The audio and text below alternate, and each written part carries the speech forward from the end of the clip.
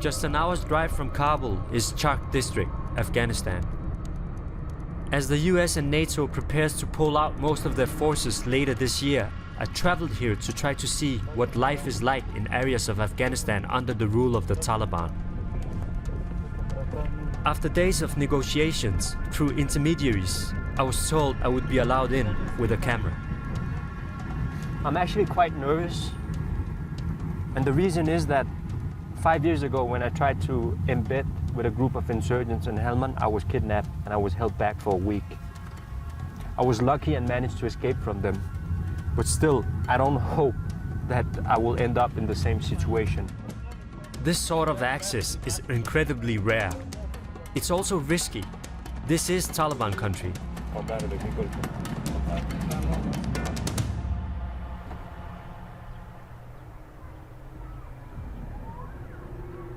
Chark is a cluster of dusty settlements surrounding a small central town. The Taliban of Chark were burying their dead.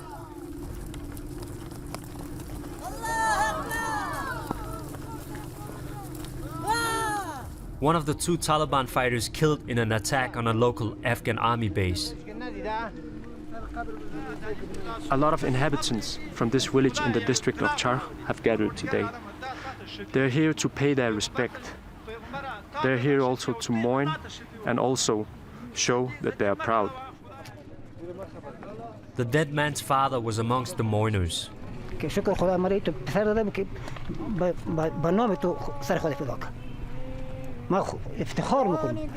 شما چرا خلاف حکومت هستید؟ ما خلاف حکومت هستیم، کافر است. در پالوی امریکا است. حالی ما خلاف هستیم، 100 سال بعد خلاف هستیم.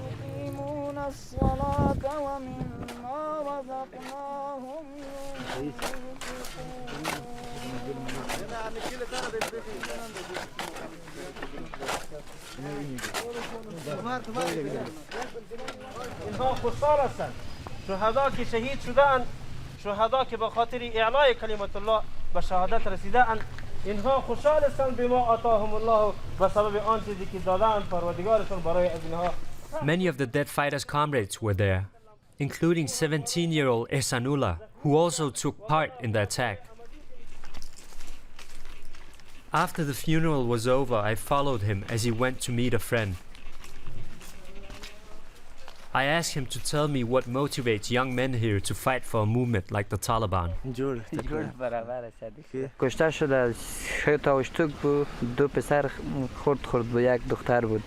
هوان زدن تو سر ولسوالی جنگ بود، بازو هوان زدن خورد در خانه 3 تا کشته شد، خیلی خورد چه هستن حکومت بخی بغور هستن، اقتصاد فکرش نمیکنن.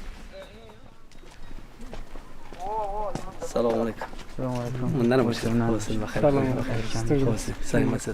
From what I was told, the Taliban in Chark are mostly recruited from the 40,000 people who live in the district. نه اینجا پلیس موتر به شما رسید که باین. اینجا گفتم پلیس موتر شما اینجا میرم. اگه شما برم قطع ما چاشت که برم خوشحال میشم.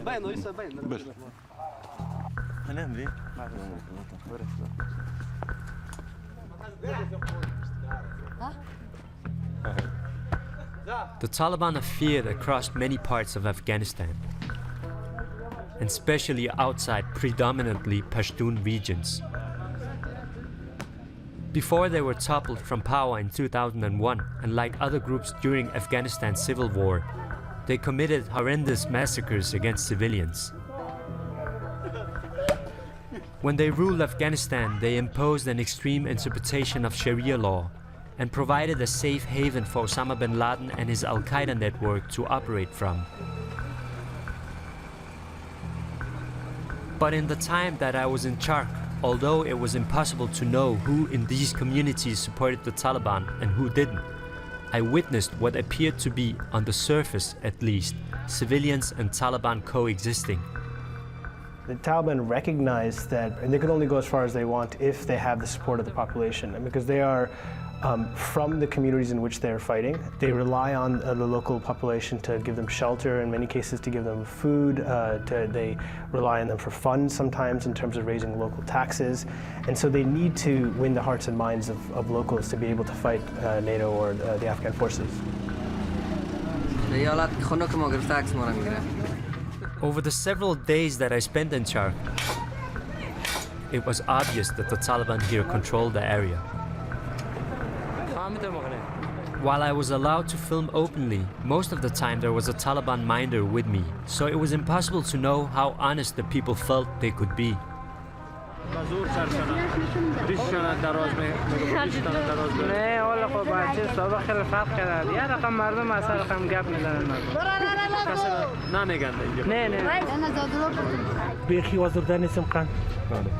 مداخله نمیکنند در زندگی شما؟ در زندگی ما نه، اونا کار خود خودم میکنم، ما کار خودم. Villagers in places like Logar are really in a tough spot. They're not likely one to offer, I think, very honest opinions in general when they're on camera, and there is a great deal of intimidation on either side. If you had NATO forces standing there next to them, I think they would also happily say that we're very pleased to have the Westerners here as well. ما چیز مشکل نداریم که طالبان عدالتش خوب است، سمیت است، دزدی نیست. سابق زیاد نشر میشد که طالبان مداخله میکرد در زندگی مردم، روزگارشان میگفتن. در دوران خود طالبان میتو بود. حال او گپا نیست بس. My impression was that most people just wanted to get on with their lives, whoever was in control of Chark, as long as it wasn't foreign forces. Despite a member of the Taliban looking over my shoulder, one older man seemed to agree.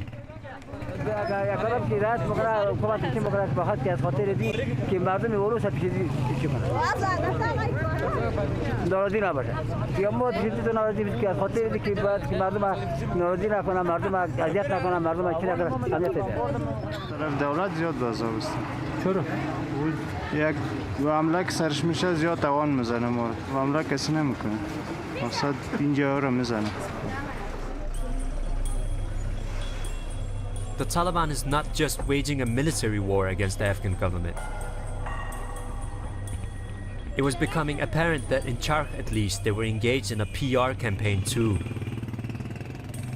Allowing me in to film was doubtlessly part of that. When I arrived in Chark, I had asked the Taliban to allow me to film them as they governed the area. I was told I could follow a senior Taliban cleric, Mullah Fazl Rahim Mujahid. With the camera rolling, he listened to a widow lodging a complaint against her stepsons.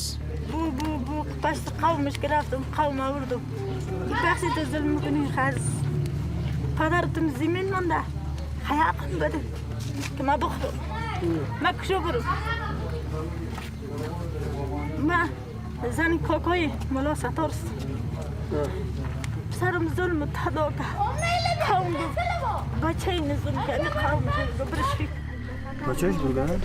آره ایرق نمیدن زمینش هم میگیرن چشم میکنن امشب سر از این مادر یک امیابیزی که از این باشه. امروز پنجشنبه سبا جمعه روز هفته بخیر پس همین جوال بگیم ما بچندار تمام مطابق مشکلتون حل میکنیم ان شاء الله. صحیح. It's thought that one of the reasons that the Taliban has been able to increase its support in rural parts of Afghanistan is that they have implemented the Sharia court system. In a place where there was either no law or the legal system was corrupt. From an Afghan point of view, particularly from those Afghans who are living in the war zone, it's actually a very welcome alternative to no law at all. The Taliban courts do have a reputation for being much more fair than the government courts. Now, that doesn't mean that the Taliban courts are incorruptible. Compared to the government courts, this is actually a sort of a much more effective system. But what is also true is that examples of justice by the Taliban Sharia court system have been brutal. Adulterers stoned to death, hands are cut off. Even recent reports of beheadings have surfaced.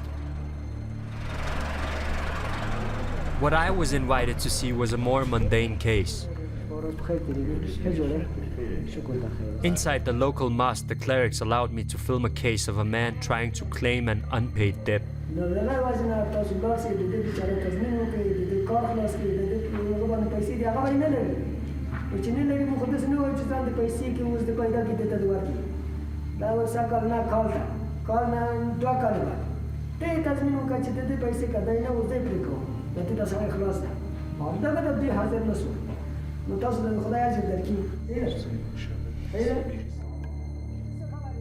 Before the next case began, I asked the plaintiff why he had chosen to bring his case in a Taliban rather than government court.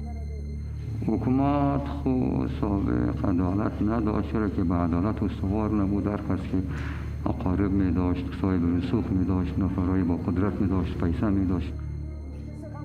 The defendant in this case was a Taliban member himself. He had bought some birds from the plaintiff on credit, but was refusing to pay.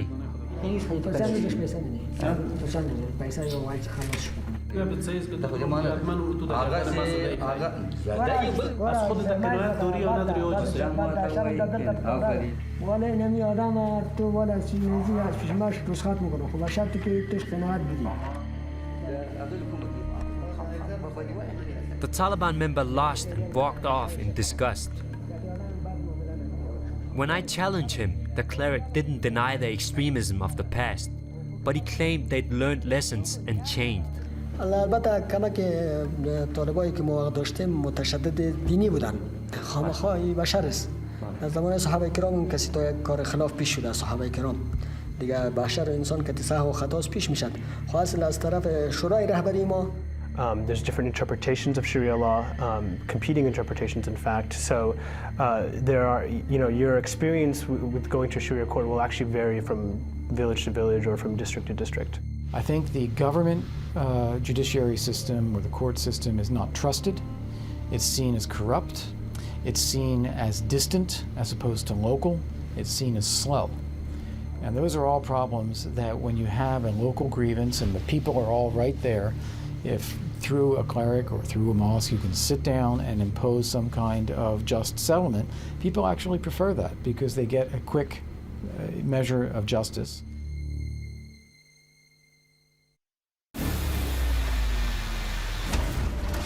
These people have decided that today they will be arrested. I know that I'm being surveilled. People are not getting the candidate. This is a crime against humanity.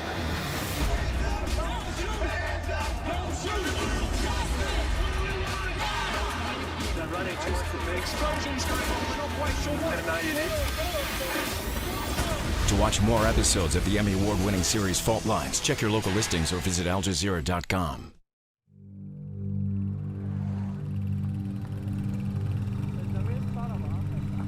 What is surprising about Chark is that despite the Taliban appearing to operate openly, they do so right under the noses of the Afghan National Army. I was taken by a Taliban commander, Lisan, to an ANA base on the outskirts of town.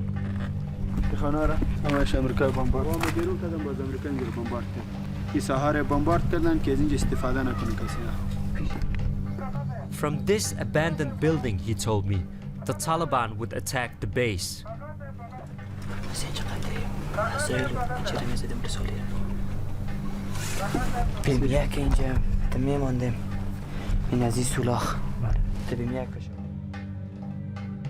They tell me that the Afghan National Army soldiers, they don't move outside the base. There are 300 soldiers in the base, and the Taliban, they can move freely in the area around. If they get too close, they will get attacked. But as far as they stay out of approximately a 200-meter radius, they can move around in the whole area of Chark. Lisan told me that the ANA shelled civilians in response to the Taliban's attacks.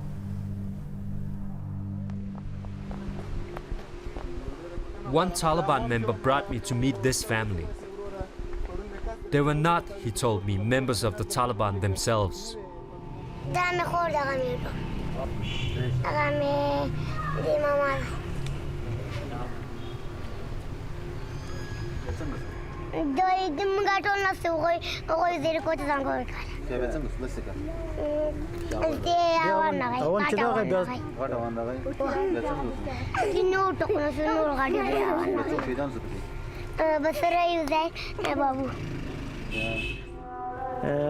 تفلک خو برادر از کی بود 1.5 ساله بود نه با پا حرکت میکرد و همشیرش دیگه تقریبا در حدود 11 سال یا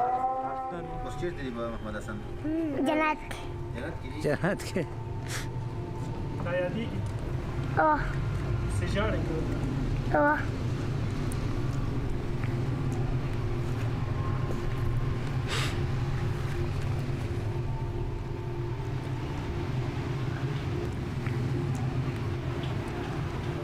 The church, I want to work to see it.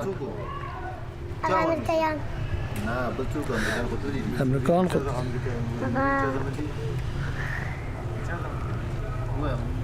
The church I don't.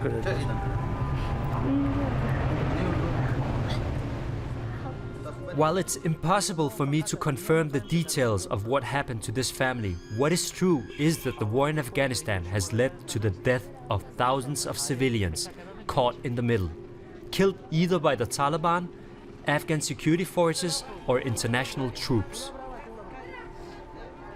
It's impossible to know the exact figures, but the UN estimates that the majority of those civilian casualties are caused by the Taliban. I had heard that the Taliban, who had previously bombed state-run schools and murdered teachers, were now allowing them to reopen. I wanted to see what education looked like now in Taliban-controlled Chark. شما ما رو کجا آوردین؟ این لیسه عالی قلعه‌نو است.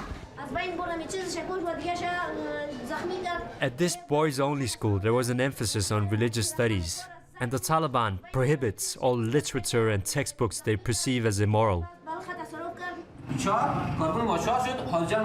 But I was also led into a chemistry class, and another class where the students were learning math. I asked the teacher a few questions. نه انشاءالله مشکل. معلم ریاضی هستم. ریاضی چیزی نیست که مخالف عنعنات اعتقادات ما باشه. Before I arrived in Char, I had heard that some Taliban leaders had softened their stance on girls being educated in state schools.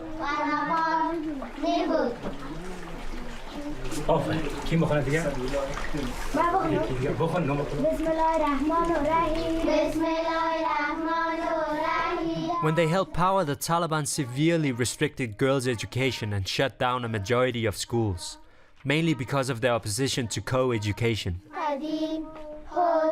During the insurgency, female students were attacked, teachers sometimes killed. Now in Char, under pressure to appease the local population, and as they look to regain more power in the country, they have allowed some education for the town's girls. There are some local Taliban groups who are beginning to grapple with these issues because they recognize that they need the support of the population. Also, there's a lot of resistance from conservative elements and traditional elements to the idea of girls being educated beyond puberty. And you have to keep in mind that in the countryside, girls are still being married off at the age of 13 or 14. And so it's very unrealistic to expect the Taliban to do any differently in this regard. They need to change that narrative to win more public support. So allowing girls education, and I think basically it's a tactic to try to be more accommodating towards the local population. But given the Taliban's history and their ideology, I don't have any confidence in what it really means is their attitude towards girls. I'd have a hard time believing we've seen that kind of sea change. The girls here all told me that they were 11 or 12 years old. Their classroom, a courtyard. چند سال مکتب رفته؟ 4 سال. کدام مضمون زیاد خوش دارید؟ انگلیسی. چیز با انگلیسی گفتن میتونی؟ آره. کتاب با انگلیسی چی میگی؟ بوک. بوک. یک انگلیسی شعر کنم. خب، برام بگو. A B C D E F G H I J K L M N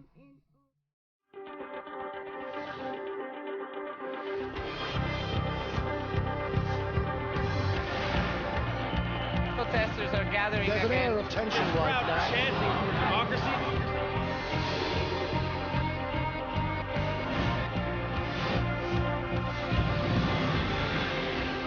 This is another significant development. We have an exclusive story tonight, and we go live to...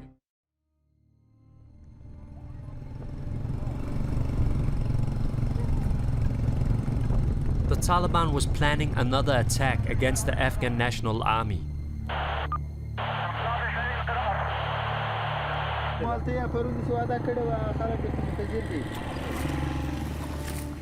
While he was waiting for the fighters to gather, I asked the Taliban commander Lisan about how he felt about killing fellow Afghans. ما هیچ مشکل هم راش نداره، ما صلح میکنیم، اما اگر معاونت کفار کنه یا قانون اساسی و یا فحاشی را این چی کنه نشر کنه باز امرش مجاهد میکنه. قتل است رواست، یعنی ما هم 17 نفر ملی اردو رو گرفته بودیم، بالاش شک من بودیم، کسی میگفت که ما نو اومدیم یا کسی میگفت که ما بریازی اومدیم، باز کلش رها کردیم، اما کسی که این چی بود دخیل بود در حکومت یا در چاپا دست داشت باز رو کشتیم. I asked him if the Taliban today was changing its approach. خب ما برات گفتم که انقلاب گذشته بالای مسلمانان برای مردم افغانستان یک درس داد که در آینده بسیار هوشیار خواهد شد. شاید کل قانون مراعات کنه، قانون زن، قانون مرد، کلش به یک اینچه ببینه. این گپا نیست که تو چرا ریشت تراشیده یا چرا سیگرت میزنی، اما کسی که چرس میزنه خب من نمیشه، خب اما بالاش یک چیز رو میندازیم که چرا کار میکنی یا کار نکو. موزیک بند است، موزیک بند است اینجا. تلویزیون و دیش مردم داره، محوره میبینه، چیز مشکل نیست، مردم چیزی نمیگه.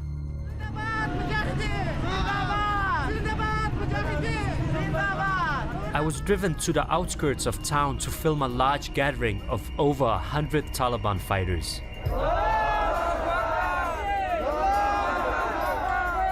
This was undoubtedly a show of strength for the camera, and a reminder why so many are concerned about what will happen when NATO troops withdraw later this year.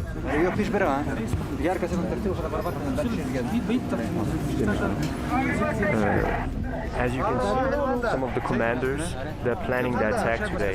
They're planning to attack an Afghan National Army military base.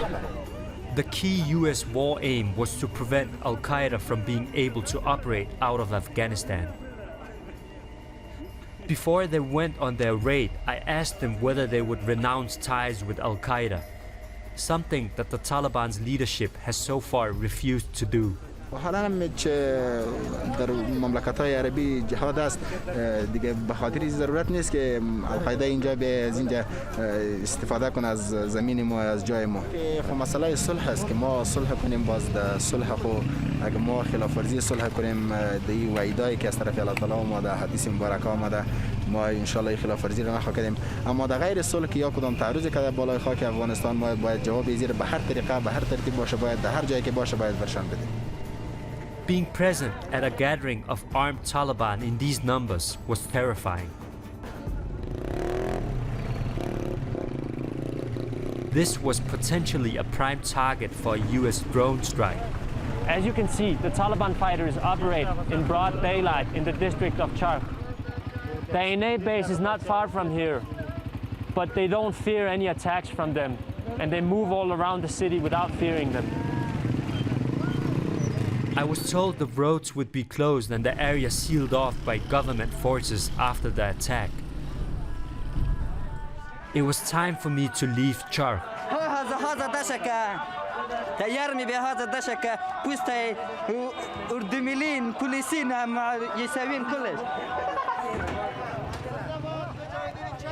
When the US and NATO withdraws most of its troops from Afghanistan, the Taliban will, despite over a decade of war, still be here. The key question is what will happen on the ground after the drawdown. The answer might be that I've already seen it. It's basically already happening. A fight for power, on the battlefield with bullets and in the towns for local support. What's likely is the sort of thing continuing for the next 4, 5, 6, 7 years. Areas in which the Taliban have de facto control surrounding small Afghan army outposts and continuing to fight, perhaps not a lot of territory changing hands. And as always, civilians will be caught up in the middle. And so what we're most likely going to see is a stalemate, two sides fighting each other with not one side winning, which is not a very good, is not a good thing for peace.